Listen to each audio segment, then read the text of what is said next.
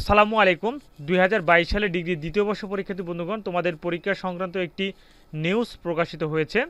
এই ভিডিওতে সেই নিউজটি নিয়ে আলোচনা করব। তো তোমাদের পরীক্ষা সংক্রান্ত নিউজ তোমরা অবশ্যই চ্যানেলটি সাবস্ক্রাইব করে সাথে থাকবে। ইতিমধ্যে ২০২২ সালের অনার্স চতুর্থ বর্ষ পরীক্ষার স্থগিতকৃত পরীক্ষার সময়সূচি প্রকাশ করেছে। তো ইনশাল্লাহ তোমাদেরও সময়সূচি প্রকাশ করবে। তো তোমাদের পরীক্ষা সংক্রান্ত একটি নিউজ প্রকাশিত হয়েছে, আমরা সেই নিউজটি একটু দেখে নিই। তো এটি হলো দ্য ডেইলি ক্যাম্পাস, একটি অনলাইন নিউজ পোর্টাল। আমরা দেখতে পাচ্ছি যে জাতীয় বিশ্ববিদ্যালয়ের ২৬ ও ২৭ জুনের পরীক্ষা যথাসময়ে। জাতীয় বিশ্ববিদ্যালয়ের অধীনে ২০২২ সালের অনার্স চতুর্থ বর্ষের পরবর্তী ২৬ এবং ২৭ জুনের পরীক্ষা পূর্ব ঘোষিত সময়সূচি অনুযায়ী যথারীতি অনুষ্ঠিত হবে। মঙ্গলবার ২৫শে জুন জাতীয় বিশ্ববিদ্যালয়ের উপাচার্য অধ্যাপক doctor Mohammad Mashiur Rahman the daily ক্যাম্পাসকে এ তথ্য নিশ্চিত করেছেন।